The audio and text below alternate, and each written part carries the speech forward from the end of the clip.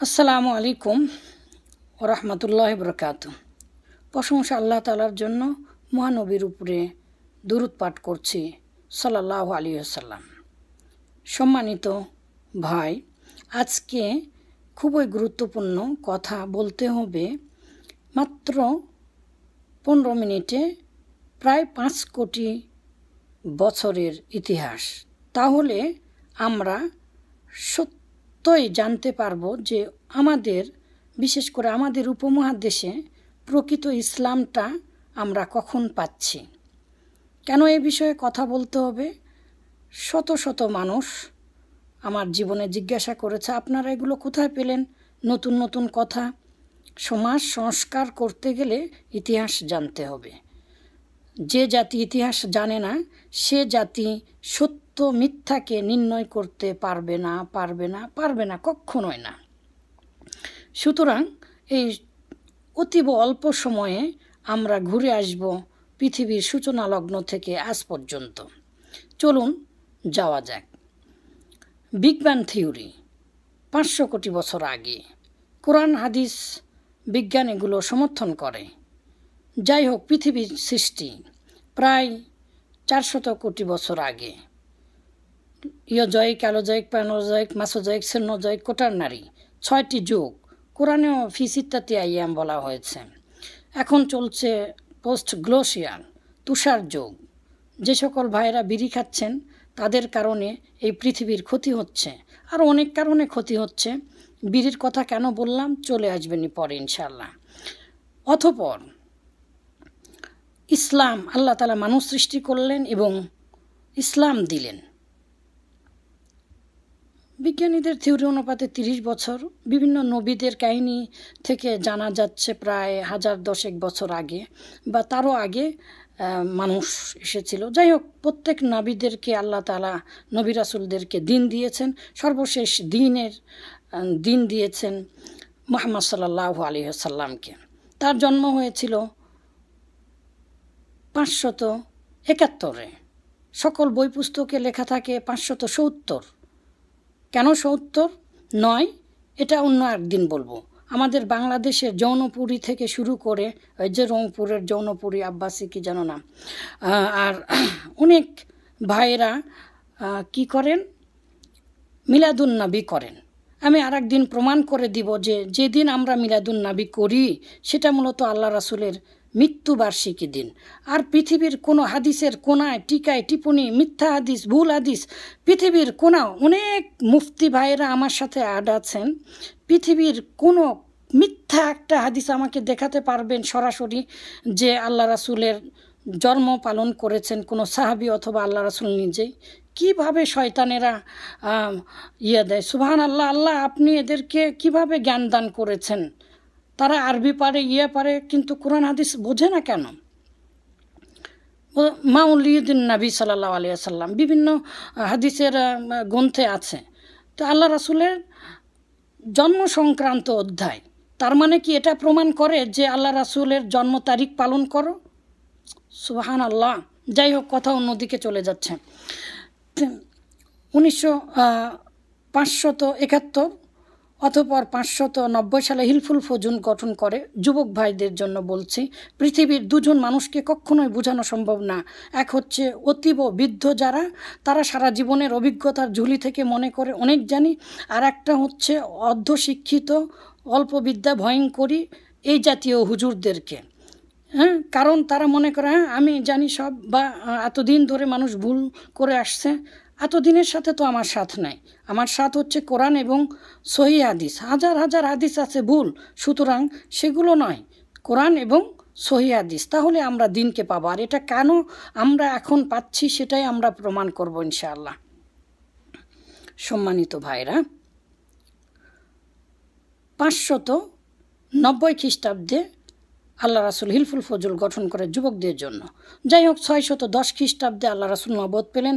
613 খ্রিস্টাব্দে আল্লাহ রাসূল প্রকাশ্যে ইসলাম প্রচার করতে শুরু করলেন এবং 615 খ্রিস্টাব্দে প্রথম হিজরত শুরু হলো। সম্মানিত ভাই, একটু দেখেন, যখনই সত্য প্রকাশিত হবে তখন তার বিরুদ্ধে কিছু মানুষ লাগবে, কারণ তাদের ক্ষতি হয় সত্যের চাইতে ভয়ঙ্কর মারাত্মক অস্ত্র এই পৃথিবীর কোথাও নেই। কিন্তু সত্যের একটি ভয়ানক ভয়ানক মারাত্মক ধ্বংসাত্মক একটা রোগ আছে, সেটা হচ্ছে সংক্রামক রোগ। পৃথিবীর সবাই সত্যকে মেনে নিতে বাধ্য, শত্রু মিত্র সকলেই সত্যকে উপলব্ধি করে। 615 খ্রিস্টাব্দে, 620 খ্রিস্টাব্দে আমল হুজুন আল্লাহ রাসূলের মেরাজ, 622 খ্রিস্টাব্দে আল্লাহ রাসূল হিজরত করেন এবং 624 খ্রিস্টাব্দে বদর, 625 খ্রিস্টাব্দে ওহুদ, 627 খ্রিস্টাব্দে খন্দক, 630 খ্রিস্টাব্দে আপনার মক্কা বিজয়, 632 খ্রিস্টাব্দে আল্লাহ রাসূল মারা যান সাল্লাল্লাহু আলাইহি ওয়াসাল্লাম। 632 থেকে 661 পর্যন্ত ছিল খলিফাদের যুগ। আল্লাহ রাসূলের সময় ইসলাম গোটা বিশ্বে ছড়িয়ে পড়েছিল, যদিও বা রাজনৈতিকভাবে গোটা বিশ্ব ছড়িয়ে পড়েনি, কিন্তু তৎকালীন সময়েও আমাদের বাংলাদেশের তথা এই উপমহাদেশের অনেক মানুষ ইসলাম ধর্ম গ্রহণ করেছিলেন, এমনকি রাজা বাদশাহরাও ইসলাম ধর্ম গ্রহণ করেছিলেন, এই মর্মে অনেক সূত্র পাওয়া যায়। তো যাই হোক, পরবর্তীতে উমর রাদিয়াল্লাহু তাআলা আনহুর যুগে নৌযানের চেষ্টা করা হয়, পরবর্তীতে উমাইয়া রাদিয়াল্লাহু তাআলা আনহুর যুগে চলে আসে, সময় চলে যাচ্ছে। পরে রাজনৈতিকভাবে আসে হচ্ছে 712 খ্রিস্টাব্দে মুহাম্মদ বিন কাসিমের মাধ্যমে। তখন স্থায়ীভাবে এই উপমহাদেশে ইসলাম টেকসই হয়নি। তারও 300 বছর পরে 1001 থেকে নিয়ে 1027 পর্যন্ত সুলতান মাহমুদ 17 বার ভারত আক্রমণ করেন। তিনিও স্থায়ীভাবে থাকেননি। তারও প্রায় 150 বছর পরে 1191 থেকে 92 দুইবার পৃথ্বীরাজের সাথে যুদ্ধ করে তারাইনের যুদ্ধ করে মোহাম্মদ ঘুরি স্থায়ীভাবে থেকে যান, তার কেউ ছিল না। যাই হোক, সুলতানাত কুতুবউদ্দিন আইবেকের মাধ্যমে সুলতানাত প্রতিষ্ঠিত হয়। 800 বছর প্রায় 800 বছর মুসলিমরা এই উপমহাদেশ আমাদের বাংলাদেশ সহ শাসন করে। কেন এগুলো বলছি একটু পরে বুঝতে পারবেন ইনশাআল্লাহ। সম্মানিত ভাইয়েরা, রাজনৈতিকভাবে আমাদের বাংলাদেশে ওই কুতুবউদ্দিন আইবেকের ওই প্রধান সেনাপতি ইখতিয়ার উদ্দিন মোহাম্মদ বিন খুলজি, তিনি আমাদের করেন 1204 খ্রিস্টাব্দে। এছাড়াও বিভিন্ন অলিয়া উলিয়াদের মাধ্যমে ইসলাম প্রচার হয় আমাদের বাংলাদেশে। তাদের ইমান যে এত বেশি ছিল, এই অলিয়া উলিয়াদের জীবনীগুলো না পড়লে বোঝা যাবে না। কিন্তু তাদের মাজারগুলো এখন ইসলাম ধ্বংসের মূল কারণ করে দাঁড়িয়েছে। সুবহানাল্লাহ। আমাদের বাংলাদেশে সর্বপ্রথম ইসলাম এসেছিল চট্টগ্রামে, আর এই চট্টগ্রামে আমি ঘোরাকালীন দেখেছি চট্টগ্রামে যত মাজার আছে আমাদের বাংলাদেশের কোথাও এত মাজার নেই, এবং প্রত্যেকটা মাজারগুলো ইসলামকে ধ্বংস করার যন্ত্র হয়ে দাঁড়িয়েছে। কেন বলছি? মহাস্থানগড় আমি গিয়েছিলাম মহিষরা বকরির মাজারে, তখন একটা প্রত্যেক বছরের শেষের বৃহস্পতিবার অনুষ্ঠান হয়, সেখানে দেখার জন্য গিয়েছিলাম, শিক্ষা নেওয়ার জন্য। একদিনে যত গাঁজা বিক্রি হয় বাংলাদেশের আর কোথাও এত গাঁজা বিক্রি হয় না। শামা বলে গান বলে আর গাঁজা খায়, এটা ইসলাম। যাই হোক, এভাবে আসলেও আমি বলছিলাম ইসলামটা আমরা কখন জানতে পারছি? এই 800 বছর যে মুসলিমেরা শাসন করেছে, মুঘল যুগ, সালতানাত যুগ, বিভিন্ন যুগ, তারা কিন্তু রাজনীতিকে বেশি প্রাধান্য দিয়েছেন। ফলে তারা ইসলামকে যতটা তাদের ক্ষমতা অনুপাতে ক্ষমতায়ন করতে পারতেন তেমনভাবে করেননি। আমার প্রত্যেকটা কথার পেছনে দলিল আছে, যুক্তি আছে। এছাড়াও তৎকালীন সময়ে এই আরব বিশ্বে অনেক গণ্ডগোল, অনেক মারামারি, বিভিন্নভাবে মানুষ জড়িয়ে পড়েছিল। আমাদের দেশে যে ইসলামগুলো যায়, ভালোর সাথে সাথে খারাপের প্রভাবটা যে পড়ে বেশি।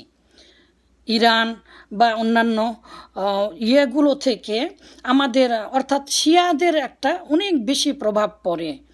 এই জন্য আমাদের বাংলাদেশের অধিকাংশ বললে ভুল হবে, এত বড় কথা বলা হবে না, সাধারণ মানুষের অধিকাংশের মধ্যে শিয়াদের আকীদা যে কিভাবে আছে এটা ইনশাআল্লাহ একদিন প্রমাণ করে দিব। এমনকি হুজুরদের মধ্যেও কিভাবে আকীদাগুলো আছে সেটা প্রমাণ করে দিব ইনশাআল্লাহ। অনেক শিক্ষক, অনেক হুজুরদের মধ্যেও শিয়াদের আকীদাগুলো কি কি আছে, মারুফত নামে ইত্যাদি নামে সুফিবাদের একটি বইয়ে আমি ইনশাআল্লাহ এটা দেখেছি এবং এই বিষয়ে একটা নোটও করেছে আলহামদুলিল্লাহ, অন্য আর একদিন বলবো। সম্মানিত ভাইয়েরা, 1757 সালে যুদ্ধে পরাজিত হয়ে 200 বছর আধারে ডুবে গেল। শুধু কি আধারে ডুবে গেল, হিন্দু মুসলিম খ্রিস্টান সকলেই এক হয়ে গেল। ফলে মুসলিমদের স্বতন্ত্র তেমন ছিল না। বাধ্য হয়ে এই ফরিদপুরের ফরায় যে আন্দোলন হাজী মোহাম্মদ তৈরি করেছিলেন এবং ফরজের দিকে ডেকেছিলেন। সময় চলে যাচ্ছে। সবচাইতে বিশ্বাসঘাতকতা করেছে তারপরে ভারত এবং পাকিস্তানের তথা মুসলিম এবং হিন্দু। কারণ এই যুদ্ধের প্রধান মূল কারণ ছিল ধর্মীয়। দ্বিজাতির তথ্যের ভিত্তিতে সমস্ত দেশকে ভাগ করা হয় ধর্মকে কেন্দ্র করে। কিন্তু মুহাম্মদ আলী জিন্না পরবর্তীতে, আল্লাহ তাকে ক্ষমা করুন, পরবর্তীতে পাকিস্তানেও রাজনৈতিকভাবে সাংবিধানিকভাবে ইসলাম পূর্ণাঙ্গ রূপে প্রতিষ্ঠা করেননি। তার ওই ধারাবাহিকতা আমাদের বাংলাদেশেও একই অবস্থা। আসলে আমরা মূল স্বাধীন হয়েছি কেন? ইসলামকে কেন্দ্র করে। সেই ইসলাম পূর্ণাঙ্গ একমাত্র কোরআন হাদিস হয়ে হবে ইসলামের সংবিধান। এই বিষয়কে যেহেতু আমরা ধর্মকে নিয়েই যুদ্ধ করেছি, ধর্মকে নিয়ে আমরা ভাগ হয়ে পড়েছি, তার পরবর্তীতে 23 বছরে তাদের সাথে আবার আমরা যুদ্ধ করে তারা আমাদের উপর অত্যাচার করেছে ইত্যাদি। কিন্তু এতক্ষণ যে কথা বললাম এটার মূল সারমর্ম এই যে এখন কি আর ওই রকম আছে আগের মতো যে একজন হুজুর জেনেছে তারই কথার উপরে নির্ভর করবেন? এখন তো আর ওই রকম নেই। আগে ভালোর সাথে খারাপ আসতো, কিন্তু এখন সেই সুযোগ নেই। কেন মনে করছেন যে আপনি কিভাবে জানবেন সঠিক জিনিসটা? কোরআন হাদিসের সঠিক কি কি বলা আছে? নতুন নতুন গোটা বাংলাদেশের হুজুরগুলো এভাবে কেন বলছেন? তারা নতুন কথাগুলো কোথায় পেলেন? এগুলো নিয়ে সংশয় করছেন? না, সংশয় করার কিছু নেই। কারণ আপনি না জানলেও গুগল জানে। একটু সার্চ দেন গুগলে, আপনি যে ধর্মটাকে মানছেন এটা কি আসলেই সঠিক? আপনি যে বিষয়গুলো ইবাদতগুলো করছেন সেটা কি আসলেই সঠিক? কারণ আপনার যুক্তিতে তো ইসলাম নয়। ইসলাম আসবে কোরআন এবং হাদিসকে কেন্দ্র করে। সুতরাং আপনি জানার চেষ্টা করুন। সাধারণ ভাইদেরকে বলছি, একটা হাদিস বলে শেষ করছি হুজুর ভাইদের জন্য।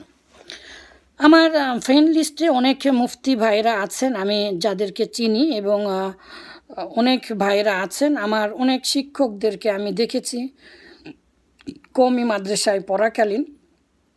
আমি নিজেও জর্দা দিয়ে পান খেতাম এবং ওস্তাদজিদেরকে কিনে নিয়ে যে দিতাম। তখন আমি এটাকে জানতাম মাকরুহ। এখন আমি ফিকহ লাইনেই পড়ছি। এই জিনিসটা জানার জন্য যে কত চেষ্টা করেছি। মাকরুহে তানজিহ, মাকরুহে এটা অনেক আলিমেরা করেছেন, মানে ক্লাসিফিকেশন করেছেন। আমি সাধুবাদ জানাই তাদেরকে। কিন্তু এই যে কুল্লু মুস্কিরিন হারামুন, প্রত্যেক মাদকতা আনয়ন করে এমন বস্তুই হারাম। কুল্লু দাইমান মুজাফিলাই, তো কুল্লু মুস্কিরিন প্রত্যেক মানে কোনোটাই ছাড় নেই। যেটাই মাদকতা আনয়ন করবে সেটাই হারাম। পৃথিবীর কোন যুক্তির মাধ্যমে যে এটাকে মাকরু বানিয়েছেন, বা আজও পর্যন্ত বাংলাদেশের অধিকাংশ, যেহেতু তাদের সংখ্যায় বেশি, অধিকাংশ আলিম, সম্মানিত আলিমগণেরা জর্দা দিয়ে পান খাচ্ছেন, আমি জানি না।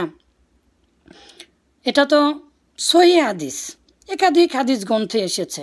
বুখারি মুসলিম সহ একাধিক মুসলিমে এসেছে কিনা জানেন, বুখারিতে এসেছে, বুখারি রেওয়ায়াত করেছেন, তিরমিজিতে আছে, আবু দাউদে আছে, নাসাইতে আছে।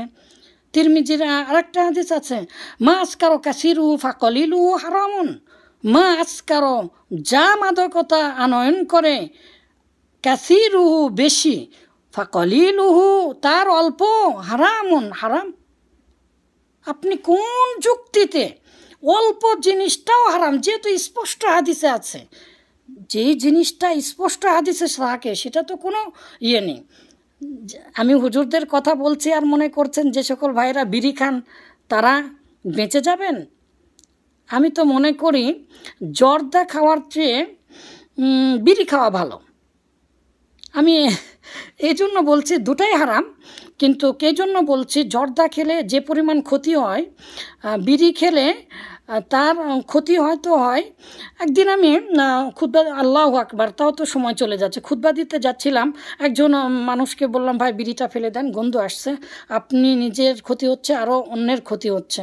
পৃথিবীতে একমাত্র খাদ্যই মানুষ সভ্য জাতি তার উগলিয়ে খায় বাদুরের মতো, যেই দিক দিয়ে খায় সেই দিক দিয়েই পায়খানা করে মনে করেন। এটাকে পায়খানা বলা না বলাই উচিত, কিন্তু কেই রকম আর কি, সেটা হচ্ছে বাদুরের মতো। সেটা হচ্ছে যে বিড়ি খেলে ওই দিক দিয়ে আবার ছাড়ে বাদুরের মতো, যে দিক দিয়ে খাবে সেদিক দিয়েই।